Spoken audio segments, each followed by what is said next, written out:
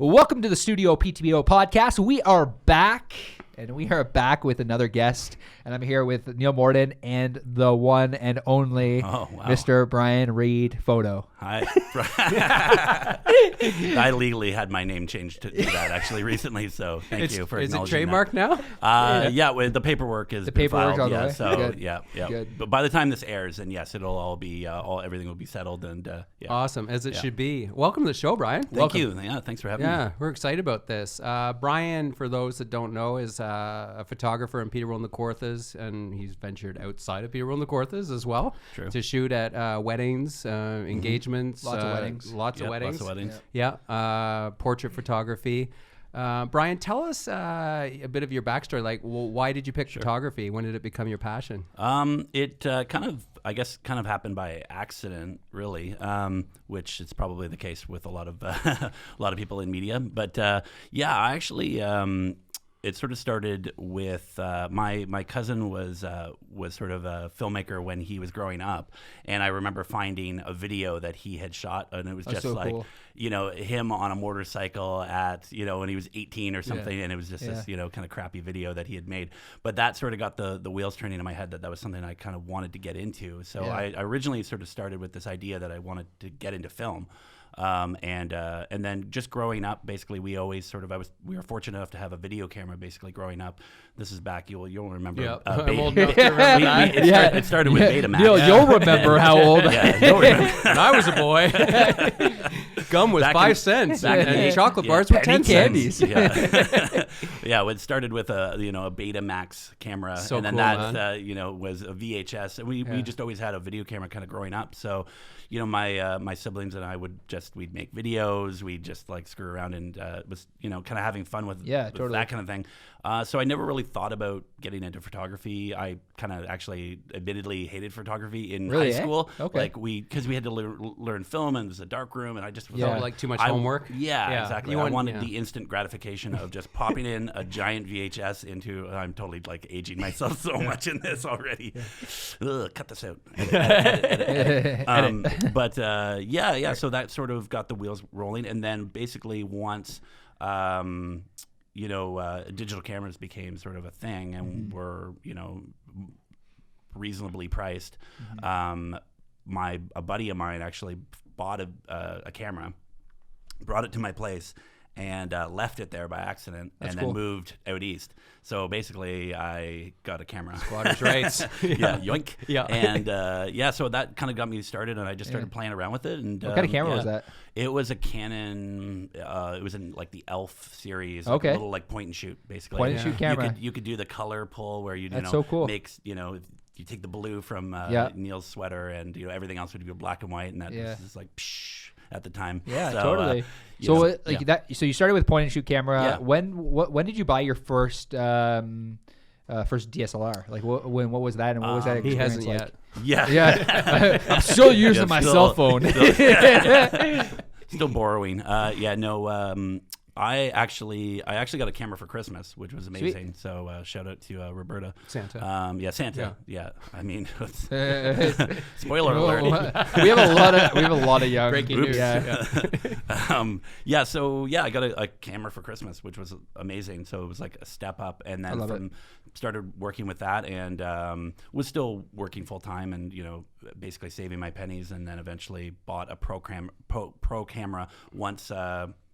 People started saying, "Hey, like these are good. Would you ever, be interested in, I need headshots, or I had some people in town just kind of, are you into, assisting me at a wedding?" Mm-hmm. I did a bit of that, but I didn't really feel comfortable shooting, things like weddings and kind of higher stakes without professional gear. So I just started saving basically, and that's what Visa's for, just credit and forget it. What brought you to Peterborough? Because you grew up in Alberta, right? I was born in Alberta. Yeah. But my family moved to Toronto when I was 5. Oh, okay. So then we were only there for 2 years, and then moved to Bridgenorth actually. Oh, really? Yeah, okay. Lived there for a couple of years, and then into Peterborough. So I've basically been in the area most of my life. Oh, okay, cool. Yeah, so you're very ingrained in this area. Yeah, and very cemented here. And what high school did you go to growing up? Adam Scott. Adam Scott. I did too. There you go. Yeah. Little friend we're there. brothers. We're brothers. Little different generation, but Yeah. I'm a little before him. You're a little older. I might have been. Yeah. We don't keep going there. Let's talk about photography in the modern era. And you're a very successful photographer. Thank you. It was on your website, Yeah. Instagram, Facebook, Twitter, but it's changed dramatically now. Everyone's a photographer now, right? Or they think they are. So what does that mean for someone like you who's been doing this for so long, and you are a professional photographer, but now everyone says they can be a professional? Right. So what does that look like for you? Does it make it more competitive, or are you still able to stand out? Yeah. Am I allowed to swear on this? Yes. I'm just joking. We'll just go No, bleep, it's- bleep, yeah. bleep, bleep, bleep, bleep. The landscape has sort of changed. But I don't know. Like there's definitely photographers that I've talked to that are sort of more worried about it than I am, I guess. I sort of feel like, I don't know, it's healthy competition is a good thing. And the kind of cream rises to the top. It's, there are a lot of people who, fancy themselves as a photographer, and, I think everyone deserves an opportunity to try it and do it. And like, I do what I love, like get in there and do it and get yourself a camera and explore that. But I don't know. I mean, There's pros and cons, really, eh? Yeah. I mean, while the market has become more and more flooded with photographers every day, it's, you can, if you've got the money and you get a bit of technical skill, you go to a workshop or whatever, you could jump into it pretty quickly. That doesn't mean that you understand all the kind of levels that go to taking a good photograph and really capturing like the emotion of a person, or bringing someone's sort of essence out in a photo, or just being able to capture candid moments, or reading people's vibe, reading their emotions, and or just noticing a moment as it's happening, being like, okay, I'm there where I can actually capture this, and it's not just you pressing a button. Yeah, pressing a button and just like kind of taking the photo and relying a lot on maybe a filter or something on the back end. Now, when it comes to like taking like photography for commercial clients, or for any businesses locally or around Ontario, Canada, what advice do you have for business owners that are looking to capture, whether it be, staff portraits, candid photos, like, what should they be looking for in a photographer, and what should they be looking for in the final product? That's a good question. Pause. They should be looking for Bryan Reid. Yeah, exactly. Yeah, totally. Yeah. Bryan Reid photography.com. Bryan Reid BryanReidPhoto.com. Yeah, just put my my website up now. It's just like a black, black, and then just pops up. I guess. I mean, I think that that's a tough one to wrap my head around. I guess what should they be looking for? I mean, comfort food. Yeah, first and foremost, maybe like someone that building a rapport with the photographer, that obviously you want to look at someone's work, and see that you've heard their name, or you saw their work, and you're like, okay, I like what they do.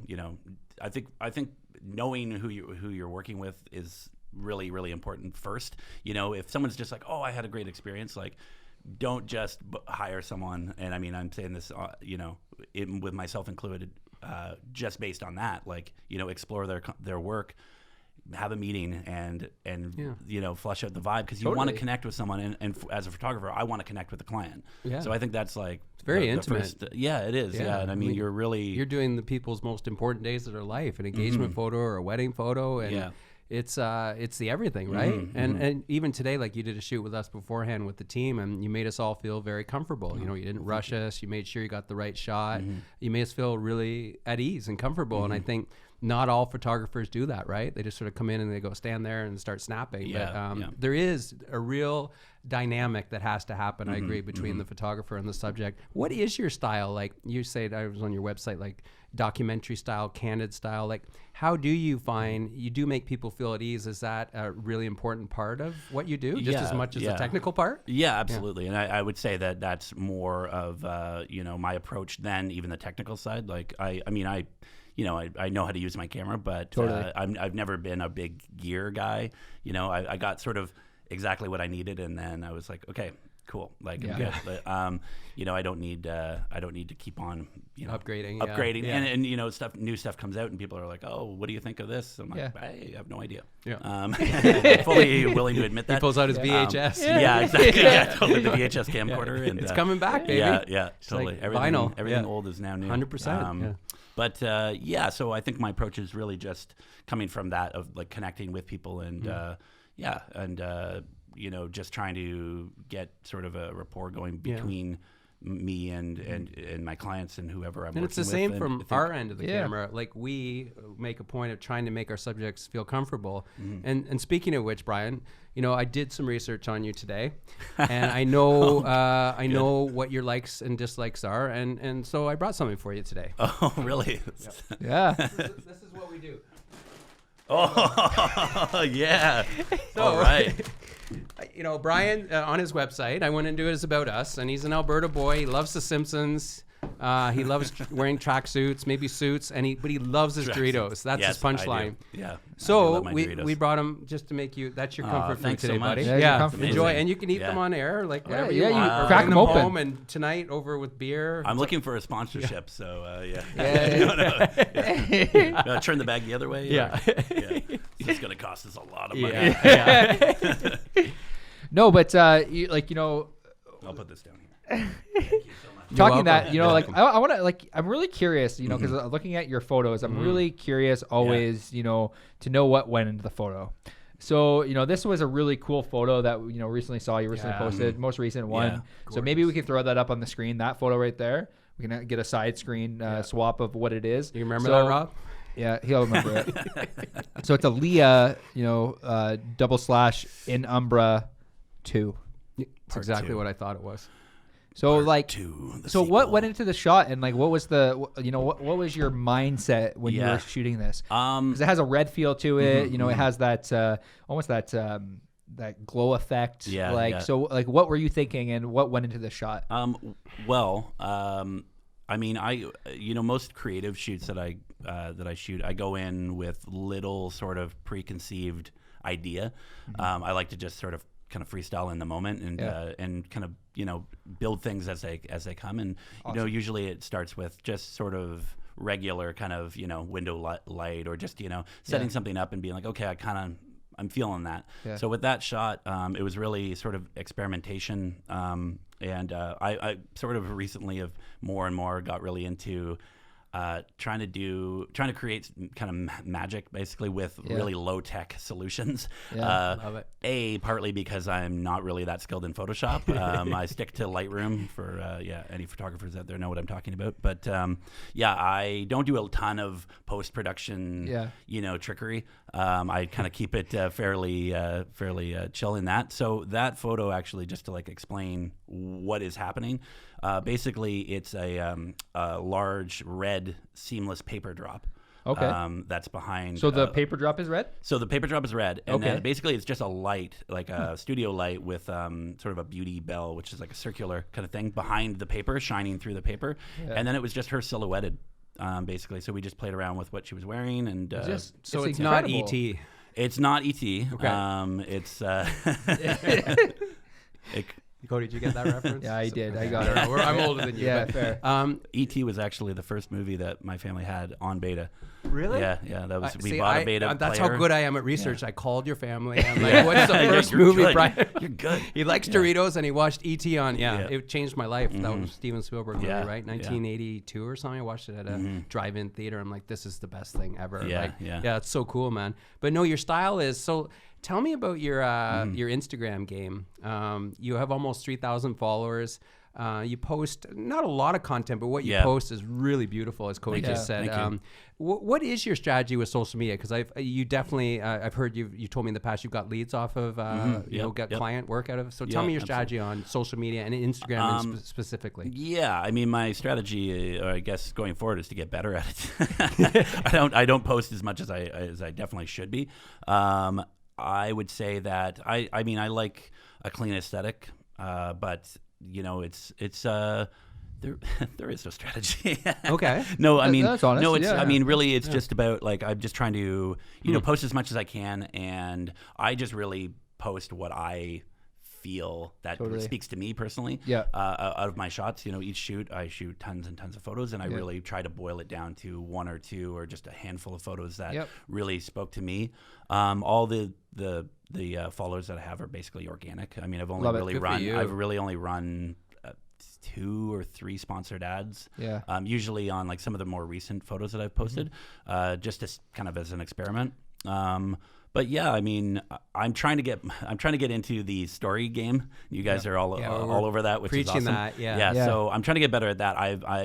It's. But it's not easy for you to do because you're behind the lens, right? So how are you supposed to shoot yourself behind the scenes? Unless you have an assistant, which maybe you will eventually, right? Here's hoping, like an Electric City Rob, to go on shoots with you. I'm looking for an intern, unpaid. Unpaid intern.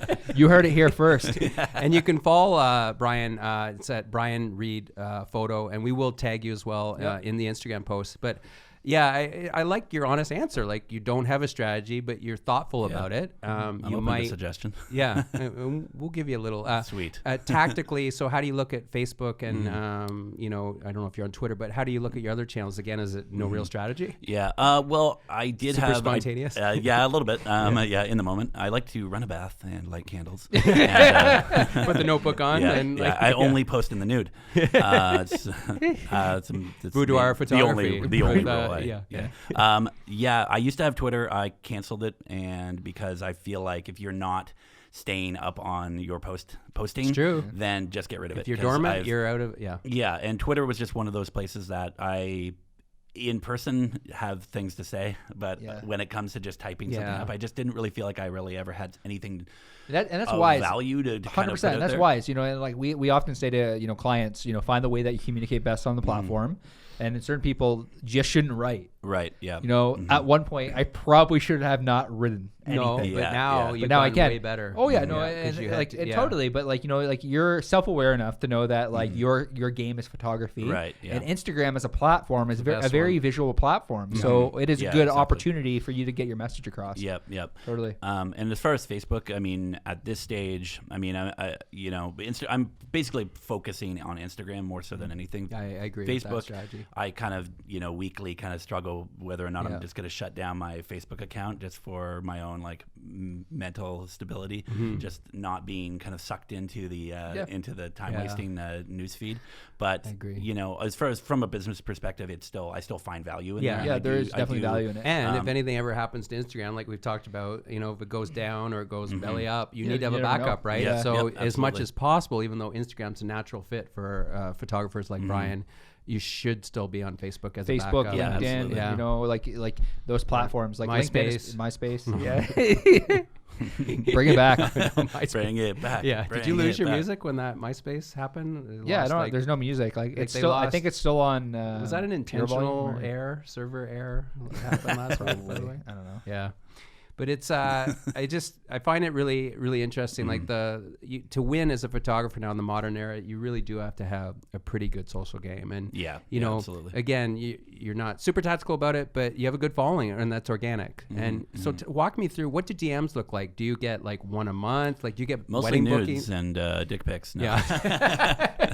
A lot of dick pics. Yeah. Mostly mine, but it's kind of a note to self kind of thing instead of a tape recorder. Just, Those aren't the leads I'm asking. Oh yeah, sorry, my bad. It's usually it's a mix. It's a mix of people saying, oh, I really love. I saw this photo that you posted or whatever, and I, would really be interested. Like maybe it's a model that's interested in doing a creative shoot, or someone that's, sees like my Instagram is a lot of creative work. Generally, that's the stuff I enjoy posting. Totally. But people see that, but then are like, I want to capture that kind of vibe, but in say like I need new headshots, or or people are they're getting married, so it's clients getting married, and they're just said it's the similar kind of thing where they like the overall style, so they're interested in finding out whether or not I'm wedding photographer, totally. If I'm available for that kind of thing. So yeah, it's typically are you available? What are your rates? Those kinds of questions. You're building a relationship. Yeah, on exactly. social. Yep. And then you could drive them to your website for more information, which has your blog and, absolutely. your engagement photos, wedding photos, portrait samples, which is great. Your website's awesome. Yeah, thank you. Thank you. Are you an intentional Luddite in the sense that, like, do you seem to have a real appreciation for the past, for like, you don't necessarily feel that peer pressure to stay up with the latest gadgetry and whatnot. Right. Is that intentional, or is that you just being a little resistant to adapting to? It's born from laziness. Yeah. Okay, I appreciate it. I'm not actually sure what a Luddite is. What is it? Can we Google that? Yeah, that's a very old term. Yeah. Someone who's really just resistant to change in general, technological advances. I'm gonna look this up. I mean, I love technology. Like, I love new gadgetry and stuff. Yeah. So I'm not really necessarily against that, but I like. You are right. I just right? There's You're something right, Cody. about. You're welcome. I like to fact check you. Yeah. Yeah. Dude, I was in the magazine industry for 20 years. I fact checked You did. I just don't read very often, so that's my problem. No, but I have a appreciation. I love, like, new tech and stuff, but as far as I just have a love for practical effects great. in movies. Totally. Like, it bums me out when I watch a movie and it's just all CGI. Like the Hobbit movies. Sorry, Peter Jackson, if you're listening. Yeah. They will just be. he will be one day for sure. But I don't know, just the difference between, say, Lord of the Rings and Hobbit. Everyone that knows me that's listening to this is like, oh God, here he goes again. Yeah. But just the difference in practical effects in Lord of the Rings versus The Hobbit, where it was so much CGI. Yeah. It just takes sometimes takes the magic out of it. That said, there are people who are super, super talented at doing, After Effects and digital kind of artistry that, like, make photos look incredible. And I'm like, I'm not against using that. I'm just, for me personally, I've never really, I stay in my zone, and I'm like, I know I can do this really well. In the future, though, if someone was like, hey, I want to take this photo and do something cool with it, then I'm open to that. Yeah. Yeah. I think it's great. Like, like, it's the idea of self-awareness, and, something we talk about, a lot, understanding what you're good at, and then going all in on the things that you're actually really good at, and, not doing the things that you suck at. Right. Yeah. It really just comes out of that at the end of the day. Yeah, he seems very self-aware. Yeah. Tell me about the entrepreneurial culture now. I mean, you're doing this on your own. This isn't a side hustle. This is your life. And it's... Cue the Bon Jovi. It's my life. Yeah. Just like, I want that like just sprinkled in the background a little. We're going to Tonic tonight with Bryan. We're just going to rock out to You Give Love a Bad Name. Yeah, I love Bon Jovi, man. This is the most expensive episode you've ever produced. There's going to be a lot of money to pay. A lot of lawyers' fees, a lot of being the grind of being an entrepreneur and doing this on your own. You're kind of on your own island. Do you find it intimidating, or do you wake up every day and like a cold sweat, or do you like that this is your passion play and it just? Because you just recently jumped into entrepreneurship not too long ago. So what was the transition like for you between going from like kind of a full-time job to more you're out on your own now? I mean, were you scared shitless, Bryan? Yes. I was getting there. Yeah, I was getting there. No, it's definitely, it is scary. It was scary, and at first it was sort of surreal. And I was lucky enough to have a job where I was able to cultivate my photography career while working. That's and awesome. It was ingrained in it. And shout out to Mike Weezy and Flavor, Providence, and SOS. But so that was an amazing experience to be there and be, kind of allowed to play, allowed to experiment, grow as a photographer. And then when the time was right, I was able to, start being a full-time photographer. Totally. Which is awesome. But yeah, it's kind of terrifying to kind of wake up and be like, okay, I ain't going anywhere today unless there's no, there's no certainty sort of. But I'm just at a place now where I feel that's exciting as well. And this is, partly why I'm here in this room, is that the idea of doing it was kind of scary. So I'm trying to embrace that fear and basically get out. Like anyone that knows me knows that I'm not afraid of a microphone, but it's just I want to be uncomfortable. I want to fire Love it, man. Outside your comfort zone. Yeah. So, and I think it's like I want to grow in that way. So I think I'm trying to, I'm working up towards, holding a tarantula in my hand or something, or like being in a shark cage. But like that ain't a bucket list moment for me. No, I'm out there. I know you don't. How you feel about animals? Oh man, I like wild animals. You went to the zoo. Yeah, thanks for that. Yeah, I appreciate that. Well, I didn't know that about you. I didn't know your fear of animals. I have I'm deathly afraid of like wild animals. Hang out with squirrel monkeys, that's and probably a natural instinct. I feel like. Yeah, but that's part of your sort of DNA or motto now is like just to have at it and try things and push yourself more than you have, or have you always been like that? I wouldn't say I was always like that. I think it's been a growth thing. It's there was a time in my life where I wouldn't pick up the phone basically. I didn't want to call. Really? I felt I didn't want to call whatever. What changed? Like what was the trigger? I think it was he watched Ghostbusters. Yeah. You get that reference, Cody? Not the reboot. We're not talking about the reboot. No. I think it was sort of a slow burn, but just working in social environments, working in retail, and honestly getting into photography pushed me to talk to people, to put myself out there and be uncomfortable, and totally. Like shooting a wedding is nerve-wracking, especially when you first start, because you got one shot, and unless you screw it up, it's game over. Yeah, exactly. Unless they get divorced. Well, I was gonna say there isn't many second chances, but sometimes. But it's scary to go into that environment and not feel you don't know anyone. You're showing up, like say build a relationship real quick. Yeah, and if you haven't met these people, or if you're working as an assistant, like a second shooter, you're showing up. You haven't met the clients. You don't know anyone. You just show up. You're a hired gun. So at the beginning of the day, you're walking into a room with 12 groomsmen who all are close buddies. They're hanging out, and then you walk in as a complete stranger with a camera in your hand. And they're sober at this point. Yeah, too, they're sober at this point. Yeah, well, some of them. But, but it's embracing that awkwardness and being just sort of having to embrace that like I said, that awkwardness, and just kind of own it, and just let it wash over you, let the darkness wash over you. And you said that kind of like retail helped you get to that point. So I relate to that. Like I relate to the idea that I spent 10 years in the retail industry, and it really helped me push myself outside of my comfort zone.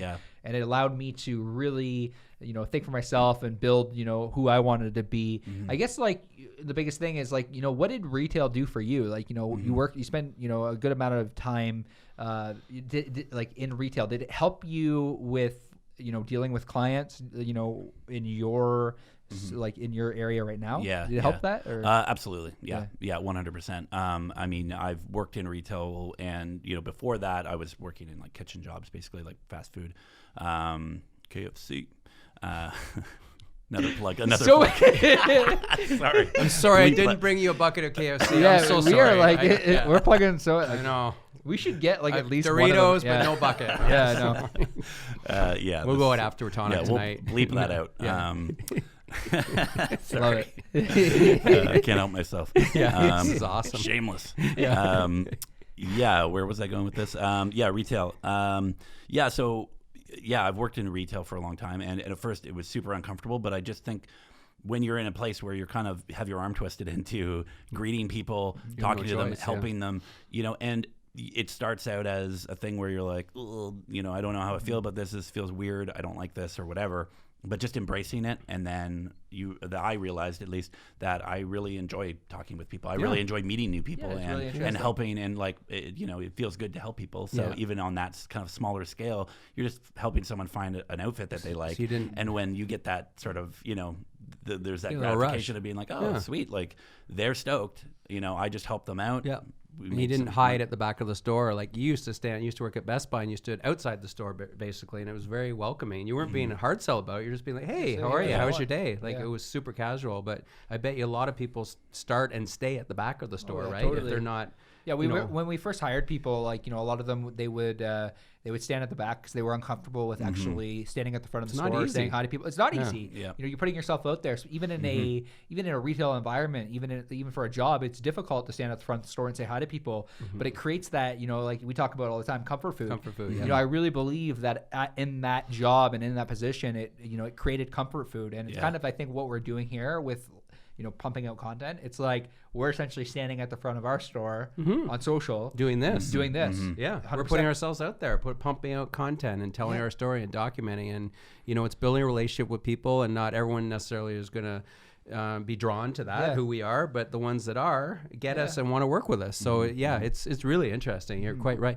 But your game was more to trip people like me when I walk by your store. Every once in a while, like Chip and Neil. You're walking around with this cane.